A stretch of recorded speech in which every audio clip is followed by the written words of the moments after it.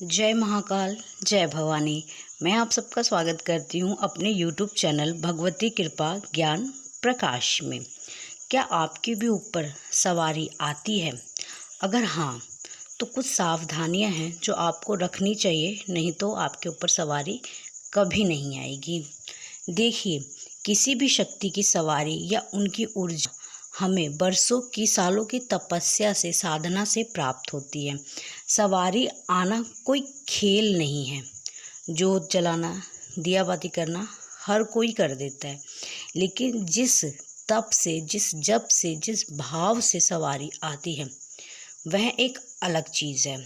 और हो सकता है कि किसी को यह एक छोटी सी चीज़ लगे कि हाँ, कोई बात नहीं, आ गई सवारी, लेकिन यह एक छोटी बात नहीं होती है। मेरे लिए तो नहीं है कि सवारी हमें ऐसे ही मिल जाए। वह शक्ति, वह ऊर्जा पुंज, वह ब्रह्मांड की रानी ने इतने लोगों में से हमको चुना है। मतलब कुछ तो माने हम में भी देखा है। और देखिए, सवारी ऐसे ही नहीं आ जाती है। वह शक्ति भी हमारे अंदर वह गुण, वह भाव देखती है, हमारा हृदय देखती है, हमारा जप देखती है, हमारा तप देखती है, हमारे अंदर किसी के प्रति कौन सी भावना है, सब देखती है, तब आती है। ठीक है, तब उसकी कृपा दृष्टि हम पर पड़ती है। कई लोगों को माँ काली की सवारी आती है, कई लोगों को माँ दुर्गा की आती है, किसी को शीतला माँ की, मसानी माँ की, अन्य देवी देवताओं की सवारी आती है, किसी को भैरव बाबा की आती है, हनुमान जी महाराज की आती है। ठीक है, जिस किसी व्यक्ति के शरीर पर देवता या देवी की सवारी आती है वह एक साधारण इंसान नहीं होता है। साधारण का मतलब ये नहीं है कि वह भगवान हो गया या कुछ और हो गया। इसमें साधारण का मतलब ये है कि जब वह सवारी उसके अंदर आती है, प्रवेश करती है ऊर्जा पुंज, शक्ति पुंज, तो उसकी वह कुंडली शक्ति जागृत कर देती है। जिस व्यक्ति के शरीर में वह शक्ति आएगी, वह ऊर्जा आएगी, उसकी कुंडली शक्ति जो है वो जागृत हो जाती है। धीरे धीरे जो एक आम व्यक्ति नहीं कर पाता, ठीक है, जो एक आम व्यक्ति नहीं कर पाएगा, लेकिन जब वह सवारी आती है तो वह सबसे अलग हो जाता है, विशेष हो जाता है। और जब विशेष है तो उसके लिए नियम भी विशेष ही होंगे। और जब वह इस चीज़ का पालन करता है तो वह सवारी जो है, वह शक्ति जो है, वह उसे और शक्ति प्रदान करती चली जाती है। लेकिन अगर वह भगत, वह साधक उन नियमों का पालन नहीं करता तो वह सवारी, वह शक्ति रुष्ट होना शुरू हो जाती है। और फिर वह भी समय आता है कि जब सवारी आती ही नहीं है, सवारी रुक जाती है, बंद हो जाती है। देखिए, जब वह शक्ति का मान रखेगा, बात मानेगा, नियमों का उल्लंघन नहीं करेगा, तो सवारी भी आपका मान रखेगी। जब आप बुलाएंगे वह तब आएगी। ठीक है, अगर आप नियमों का उल्लंघन नहीं करेंगे तो सवारी भी आपकी बात नहीं मानेगी, अगर आप उसकी बातें नहीं मानेंगे। जैसे पहले आप बुलाते थे, सवारी आती थी, लेकिन अब वह लेट आती है, 10 मिनट, 5 मिनट, 15 मिनट, और धीरे धीरे एक दिन ऐसा भी आएगा कि वह बिल्कुल ही नहीं आएगी बुलाने पे। फिर क्या शुरू होता है? फिर शुरू होता है भटकाव। इंसान भटकने लगता है कि सवारी क्यों नहीं आ रही। अगर उसको कोई सही साधक, सही भगत मिल गया, राह दिखाने वाला, फिर तो वह तर जाता है। अन्यथा वह भटकाव में भटकता ही रहता है, गोल गोल नदी की तरह गोते खाता रहेगा और उस दरिया से कभी पार नहीं निकल पाता है। इसलिए नियमों का पालन करना बहुत ज़रूरी है। ठीक है, देखिए, जब कोई देवता या कोई पवित्र देवी देवता हमारे शरीर में प्रवेश करते हैं तो उसके लिए हमारे शरीर का भी पवित्र होना बहुत ज़्यादा ज़रूरी होता है। ठीक है, कुछ लोग वो सावधानियां नहीं बरतते, वह पवित्रता नहीं रखते, जिससे वह रुष्ट होकर धीरे धीरे सवारी चली जाती है। लेकिन अगर आप नहीं चाहते कि आपकी सवारी, आपकी शक्ति आपसे कभी दूर जाए, छिन जाए, तो आपको कुछ नियमों का पालन ज़रूर करना चाहिए, हमेशा पवित्रता रखनी चाहिए।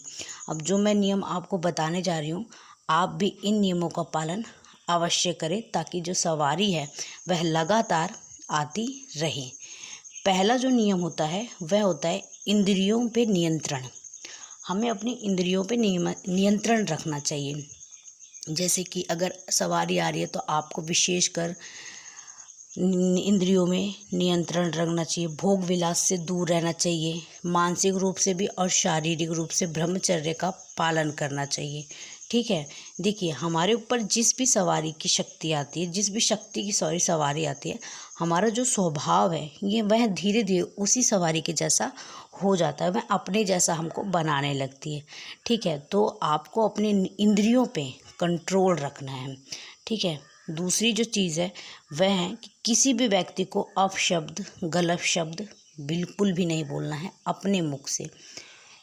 ठीक है, किसी के लिए द्वेष भावना, जलन की भावना नहीं रखनी है अपने मन में, अपने हृदय में। वह जो करेगा उसका फल वह स्वयं पाएगा, वह जो करेगा उसका फल उसको आपके ईश्वर, आपकी शक्ति स्वयं देगी। लेकिन आपको उसके दिल में, आपको अपने दिल में उसके लिए कोई द्वेष भावना नहीं रखनी है। तीसरा जो साइन है वो होता है सूतक पातक में जाने से बचे। सूतक मतलब जब बच्चा पैदा होता है और पातक मतलब जब मृत्यु होती है। ठीक है, इनमें जाने से बचना चाहिए। और अगर आप जा भी रहे हैं तो आप जब घर में एंट्री करें उससे पहले आप गंगा जल से अवश्य करें, अपने शरीर पे गंगा जल अवश्य छिड़के, पूरे घर में गंगा जल अवश्य छिड़के, अपने आप को पहले शुद्ध कर ले। ठीक है, और जो चौथा है वह पवित्रता। बिना नहाए धोए आप मंदिर में मत जाएं। जहाँ पे आपने अपने देवी देवताओं को स्थान दिया गया है, स्वच्छता का पूरा ध्यान रखें, साफ सुथरे वस्त्र पहने। ठीक है, अगर आप माँ दुर्गे के भक्त हैं तो आप देखेंगे आपको जो लगाव है वह लाल रंग के कपड़ों से ज़्यादा होने लगेगा, आप अधिकतर लाल रंग के कपड़े पहनने लगेंगे। और अगर आपका लगाव माँ काली से है तो देखिए, माँ काली का तो हर कोई जानता है कि माँ काली को काले वस्त्र बेहद प्रिय है, लेकिन शायद बहुत कम ही लोग जानते हैं कि माँ काली को पीला वस्त्र भी बहुत अधिक प्रिय है। तो काले और पीले से आपका बहुत लगाव होने लगेगा। ठीक है, अगला जो है, जिस नियम का आपको पालन करना है वह है कि कभी भी अपने गुरु की आलोचना बिल्कुल भी ना करें। आज के टाइम पे लोगों ने गुरु बनाना एक व्यापार बनाने जैसा बना लिया है। आज इनको गुरु बनाएंगे, कल उनको गुरु बनाएंगे, फिर उनके सामने जाके पहले वाले की बुराई करेंगे, पहले वाले के सामने जाके दूसरे की बुराई करेंगे। नहीं, एक बार जीवन में गुरु बनाइए, सोच समझ कर बनाइए, ठोक बजा के बनाइए। ठीक है, गुरु को शरीर नहीं होता है, वो तत्व है, वो पद है। आपका गुरु आपको मार डाले फिर भी आपको यही सोचना है कि नहीं, मेरा गुरु बिल्कुल सही है। गुरु की आलोचना कभी नहीं करनी चाहिए, नहीं तो गुरु दोष लगता है, और गुरु दोष इतना बड़ा होता है कि उससे तो इंसान बच नहीं पाता है। ठीक है, ऐसा नहीं होना चाहिए कि आज इस गुरु दरबार से एक काम बन गया, 2 काम बन गया तो बहुत अच्छे हैं, और तीसरा नहीं काम बना तो उनकी आलोचना करनी, उनकी बुराई करनी शुरू कर दी जाए। बिल्कुल भी कभी भी मत करना है। बनाना है गुरु तो ठोक पीट के बनाइए, नहीं बनाना है तो बिल्कुल भी मत बनाइए। ठीक है, लेकिन अगर जीवन में गुरु नहीं है तो कहा जाता है कि बिना गुरु के तो किया हुआ दान पुण्य भी नहीं लगता, इसलिए जीवन में गुरु का होना बहुत आवश्यक होता है। ठीक है, अगली जो चीज़ है कि जिस भी देवता या जिस भी देवी की सवारी आपके ऊपर आती है उनको आप भोग ज़रूर दें। ठीक है, ताकि उनकी जो शक्ति है, सवारी है, वो रुके ना, लगातार आती रहे आपके ऊपर, इसलिए उनको भोग प्रसाद देना बहुत ज़रूरी है। देखिए, अगर आप उन्हें एक शक्ति मान के, एक सवारी मान के भोग देंगे तो आप शनिवार, मंगलवार ऐसे ही हफ्ते का कोई एक दिन चुन लेंगे। लेकिन अगर आप ये मानेंगे कि नहीं, वह हमारे माता पिता हैं, तो जिस तरह हम अपने माता पिता को डेली खाना खिलाते, डेली सेवा करते, हम उसी तरह उनकी भी सेवा में लग जाएंगे कि डेली हमें इनके लिए भी कुछ ना कुछ बनाना है, क्योंकि यह सिर्फ शक्ति नहीं, सिर्फ भगवान नहीं, हमारे माता पिता है, हमारे जीवन का बहुत बड़ा हिस्सा है।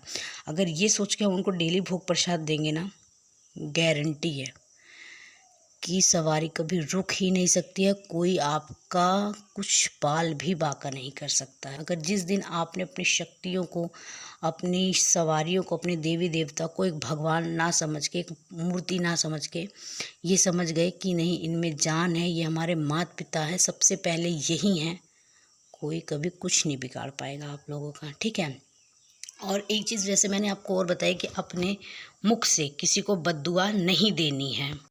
आपको बद्दुआ नहीं देनी है। क्यों? क्योंकि जब आपके ऊपर सवारी आती है, आपकी कुंडली शक्ति जागृत हो जाती है, तो आपकी जो वाणी है वह सिद्ध होनी शुरू हो जाती है। ठीक है, सिद्ध होती है। तो आप कुछ भी बोल देते हैं तो वह सिद्ध अवश्य होगा, चाहे वह आशीर्वाद हो चाहे वह बद्दुआ हो, दोनों ही कार्य करता है। अगर आप दिल से किसी को खुश होकर आशीर्वाद देंगे तो आपकी शक्ति उस चीज़ को पूरा करने के लिए लग जाती है, और अगर आप किसी को बद्दुआ देंगे तो वही शक्ति उस चीज़ को करने, बद्दुआ को भी सिद्ध करने में लग जाएगी, उस व्यक्ति का नाश करने के लिए लग जाएगी। इसलिए यदि आपके ऊपर सवारी आती है तो अपनी वाणी पे कंट्रोल अवश्य रखें और अपनी शक्तियों का गलत प्रयोग इस्तेमाल बिल्कुल भी ना करें। मैं आशा करती हूँ कि आपको मेरे द्वारा दी गई हुई जानकारी पसंद आई होगी। अगर आप मेरे चैनल पर पहली बार आए हैं तो कृपया करके मेरे चैनल को सब्सक्राइब करें, बेल आइकन को प्रेस करें और वीडियो को लाइक अवश्य करें। अधिक से अधिक मात्रा में मुझे सपोर्ट करें। धन्यवाद। जय महाकाल, जय भवानी।